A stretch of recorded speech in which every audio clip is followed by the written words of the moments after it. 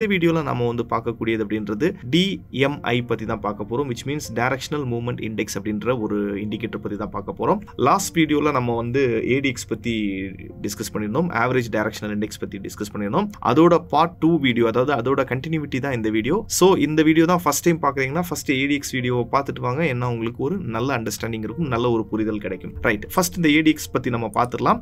ஒரு ஓவர்வியூ மட்டும் கொடுத்துறேன். ADX அப்படின்றது ஆவரேஜ் டைரக்ஷனல் இண்டெக்ஸ். சோ இங்க வந்து ஒரு டூல் இருக்கும். இந்த ஒரு டூலை பேஸ் பண்ணி நம்ம லாஸ்ட் வீடியோல என்ன பார்த்திருந்தோம்னா, ADX ஓட வேல்யூவை பேஸ் பண்ணி ட்ரெண்ட் எந்த அளவுக்கு ஸ்ட்ராங்கா இருக்கா இல்ல வீக்கா இருக்கா அப்படின்ற ஒரு புரிதலுக்கு வரலாம் அப்படின்றத பார்த்திருந்தோம். சோ இதே ADX கூட இன்னும் ரெண்டு எலிமெண்ட் ஆட் பண்ணி வரக்கூடியது தான் நம்ம சொல்லக்கூடிய DMI அப்படின்னு சொல்லக்கூடிய டூல், அதாவது டைரக்ஷனல் மூவ்மெண்ட் இண்டெக்ஸ். சோ இங்க வந்து பாத்தீங்கன்னா டைரக்ஷனல் மூவ்மெண்ட் இண்டெக்ஸ்ல பாத்தீங்கன்னா ஒரு 3 செட் ஆஃப் திங்ஸ் இருக்கும். சோ இங்க வந்து பாத்தீங்கன்னா இங்க செட்டிங் குள்ள போயிட்டு +DI and -D எடுத்துக்கிறேன்.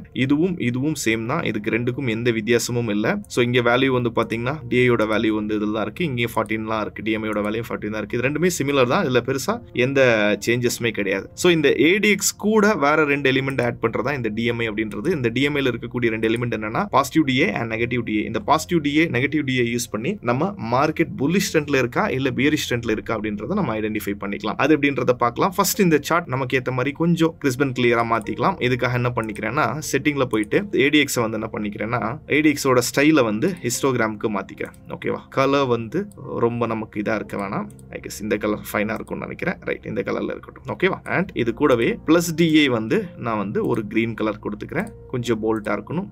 -DA வந்து ரெட் கலர் கொடுத்துக்கிறேன். ஓகேவா, இங்க இருக்கக்கூடிய ஸ்டாண்டர்ட் செட்டிங்கிறது ஸ்டாண்டர்டாவே இருக்கட்டும், 14 and 14ல இருக்கட்டும். சோ வழக்கமா நம்ம சொல்லக்கூடிய விஷயம் என்னன்னா, நம்ம ஒரு ட்ரேட் பண்றோம் அப்படின்னு நினைச்சிட்டோம்னா எப்பவுமே பிரைஸ் வந்து 25 மேல இருந்ததுன்னா நமக்கு ஸ்ட்ராங் ட்ரெண்ட் இருக்கு அப்படின்னு நம்ம புரிஞ்சுக்கலாம். கரெக்டா, 25க்கு மேல இருந்ததுன்னா ஸ்ட்ராங் ட்ரெண்ட்ல இருக்கு அப்படின்றத நம்ம புரிஞ்சுக்கலாம். இந்த லைனை வந்து ஒரு பிளாக்குக்கு மாத்திக்கிறேன். 25 மேல இருந்ததுன்னா ட்ரெண்ட் வந்து ஸ்ட்ராங்கா இருக்கு அப்படின்றத புரிஞ்சுக்கலாம். ஓகேவா, அண்ட் 20 to 25 ரேஞ்சில் இருக்கு அப்படின்னா அப்பதான் ட்ரெண்ட் வந்து பில்ட் ஆக ஸ்டார்ட் ஆகுது அப்படின்றத நம்ம புரிஞ்சுக்கலாம். சோ இது வந்து ADX-க்கான செட்டிங். ஓகேங்களா, 20 to 25 ரேஞ்சில் ADX ட்ரேட் ஆகுதுன்னா ட்ரெண்ட் அப்பதான் ஸ்டார்ட் ஆக ஆரம்பிக்குது அப்படின்றத புரிஞ்சுக்கலாம். ஓகேவா, சோ இத பத்தி லாஸ்ட் வீடியோலயே நம்ம பார்த்திருந்தோம். இப்போ positive DA and negative DA எப்படி யூஸ் ஆகுது அப்படின்றத பார்க்கலாம். எப்போ இந்த பாசிட்டிவ் DA-க்கு நெகட்டிவ் DA-ய வந்து பாசிட்டிவ் DA இந்த மாதிரி கட் பண்ணி கிராஸ் ஓவர் பண்ணுதோ அந்த இடத்துல நீங்க மார்க்கெட் புல்லிஷ் ட்ரெண்ட்ல இருக்கு அப்படின்றத நீங்க புரிஞ்சுக்கலாம். கட் பண்ணி எப்போ கிராஸ் ஓவர் பண்ணுதோ அப்போ மார்க்கெட் புல்லிஷ் ட்ரெண்ட்ல இருக்குன்றத எடுத்துக்கலாம். கிராஸ் ஓவர் ஆகும்போது உங்களுக்கு இது 20க்கு மேல இருந்தாலே ட்ரெண்ட் பில்டப் ஆகுதுன்னு எடுத்துக்கலாம். 25க்கு மேல ட்ரேட் ஆயிட்டு இருந்ததுன்னா, சோ இங்க பாத்தீங்கன்னா மார்க்கெட் வந்து 25க்கு மேல ட்ரேட் ஆயிட்டு இருக்கு. 25க்கு மேல ட்ரேட் ஆயிட்டு இருக்குன்னா மார்க்கெட்டோட மொமெண்டம் கொஞ்சம் ஸ்ட்ராங்கா இருக்கு, ஸ்ட்ரெங்த் அதிகமா இருக்கு அப்படின்ற ஒரு புரிதலுக்கு நீங்க வரலாம். சோ இவ்வளவுதான் கான்செப்ட், வேற எதுவுமே இல்ல. இது வெரி டிஃபரெண்ட் டைம் ஃப்ரேம்ஸ்ல நீங்க யூஸ் பண்ணிக்கலாம். இதே இது பியரிஷ் மார்க்கெட்ல இருக்கு அப்படின்னாலும் உங்களுக்கு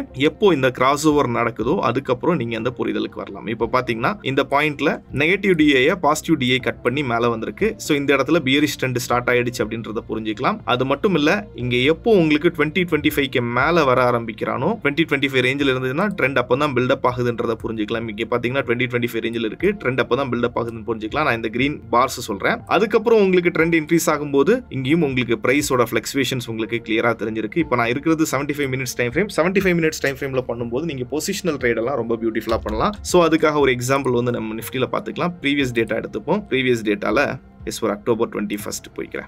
ஓகேவா, சோ இந்த பாயிண்ட்ல பாருங்க உங்களுக்கு கிராஸ் ஓவர் ஆயிருக்கு. கரெக்டா, அதே நேரம் ADX ஓட லெங்த் வந்து பாத்தீங்கன்னா ஆல்மோஸ்ட் ADX ஓட வேல்யூ வந்து பாத்தீங்கன்னா கிட்டத்தட்ட ஒரு 30 பக்கத்துல இருக்கு. இந்த மாதிரி கண்டிஷன்ஸ்ல நம்ம வந்து ஒரு ஷார்ட்டிங்கான ட்ரேடிங் ஆப்பர்ச்சுனிட்டி நம்ம எக்ஸ்பெக்ட் பண்ணலாம். ட்ரேட் செட்டப் அப்படின்றது பேஸ்ட் ஆன் உங்களுக்கு, நீங்க ஒரு எக்ஸிஸ்டிங் சிஸ்டம் ஃபாலோ பண்ணிப்பீங்க, அதை பேஸ் பண்ணி உங்களோட எக்ஸிகியூஷன் வச்சுக்கலாம். இது வந்து ஒரு வியூ வந்து உங்களுக்கு ரொம்ப கிறிஸ்ப் அண்ட் கிளியரா ஒரு வியூ வந்து உங்களுக்கு கொடுக்கும். பாத்தீங்கன்னா ரொம்ப ஒரு ஷார்ட்டர் டைம் பீரியட்ல மார்க்கெட் வந்து கிட்டத்தட்ட ஒரு 1000 பாயிண்ட்ஸ் பக்கத்துல ஒரு ஆப்பர்ச்சுனிட்டி மார்க்கெட் கொடுத்திருக்கு. இது பிகர் டைம் ஃப்ரேம்ல பண்ணும்போது, ஸ்மாலர் டைம் ஃப்ரேம்ல போகும்போதும் அதுக்கேற்ற மாதிரியே நம்ம ஸ்கேல்பிங் ஆப்பர்ச்சுனிட்டிஸ் எல்லாம் நம்ம இதை யூஸ் பண்ணி பார்க்க முடியும். இப்போ நீங்க பாத்தீங்கன்னா சோ இந்த பாயிண்ட்ல உங்களுக்கு கிராஸ் ஓவர் இங்க நடந்திருக்கு. கிராஸ் ஓவர் இங்க நடந்திருந்தாலும் ஆஸ் ஆஃப் நோ அந்த டைம்ல வந்து ADX ஓட வேல்யூ அப்படின்றது 13ல தான் இருந்திருக்கு. ADX எப்போ நமக்கு 25 மேல ஆர் 20 மேல கிராஸ் ஓவர் பண்றானோ அப்போ நம்ம ட்ரெண்ட் பில்ட் ஆகுதுன்றத ஒரு புரிதலுக்கு வரலாம். அப்போ ட்ரெண்ட் பில்ட் ஆகுதுங்கிற ஒரு புரிதலுக்கு வரலாம். அதுக்கப்புறம் தான் நமக்கான ஆப்பர்ச்சுனிட்டி ஆப்பர்ச்சுனிட்டி நம்ம பார்க்க முடியும். ஓகேங்களா? இப்போ கிராஸ் ஓவரா இருக்கு, ட்ரெண்ட் பில்டா இருக்கு, இங்க இருந்து நம்ம ஒரு லாங்கான ஒரு ஆப்பர்ச்சுனிட்டி நம்ம பார்த்துக்க முடியும்.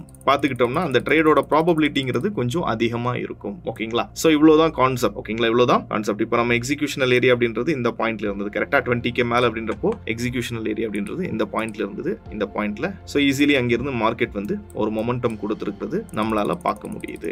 சோ இதுதான் வந்து DMI யூஸ் பண்ணக்கூடிய ஒரு டெக்னிக். இது ஜஸ்ட் நான் ஒரு ஓவர்வியூ தான் கொடுத்திருக்கிறேன். இந்த சிஸ்டம் நீங்க யூஸ் பண்ணும்போது பேக் டெஸ்ட் பண்ணி பாருங்க.